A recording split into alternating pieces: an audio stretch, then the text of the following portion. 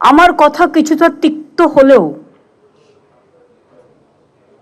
মনে রাখবেন, মিউনিসিপ্যালিটি, পঞ্চায়েত এরাই কিন্তু মানুষের সেবাটা দেয়।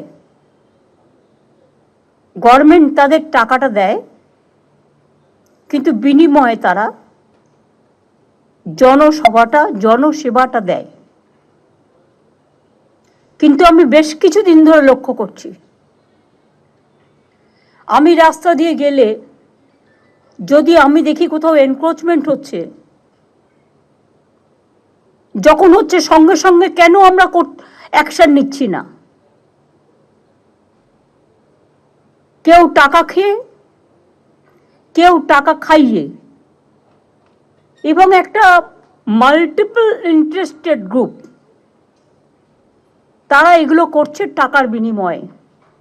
কিন্তু তারা ভুলে গেছে রাজ্যের আইডেন্টিটিটা এটাতে নষ্ট হচ্ছে।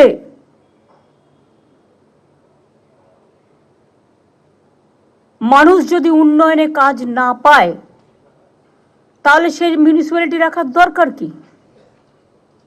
সেই পঞ্চায়েত রাখার দরকার কি? আমি হাওড়ায় যদি কয়েকটা কথা বলি, ফার্স্ট, সারা হাওড়াতে আনঅথরাইজড বিল্ডিং ভরে গেছে। রথিন যখন চেয়ারম্যান ছিল, হাওড়াটাকে 12টা বাজিয়ে দিয়ে গেছে।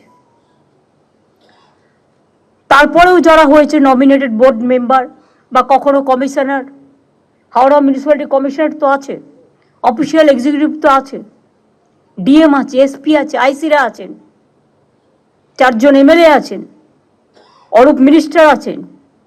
সরু রাস্তাও 3টে-4টে করে ফ্লোর করা হচ্ছে, অ্যাম্বুলেন্স ঢোকবার জায়গা নেই।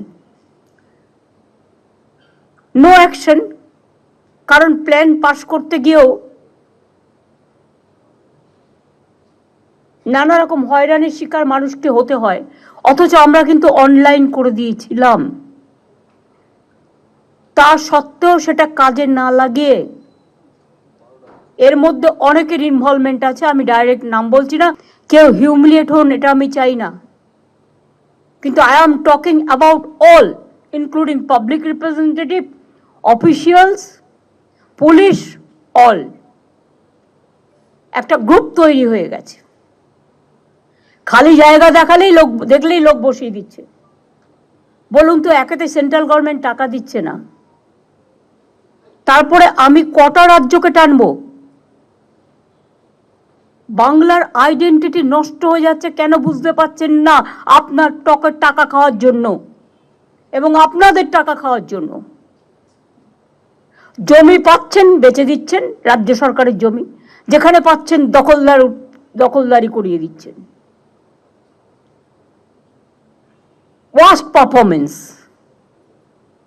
মিউনিসিপ্যালিটিগুলোর। কেন তৈরি করা হয়েছিল আমি জানি না, সবাই বলে মিউনিসিপ্যালিটি করে দিন, লাভটা কি? জনগণ যদি পরিষেবা না পায়,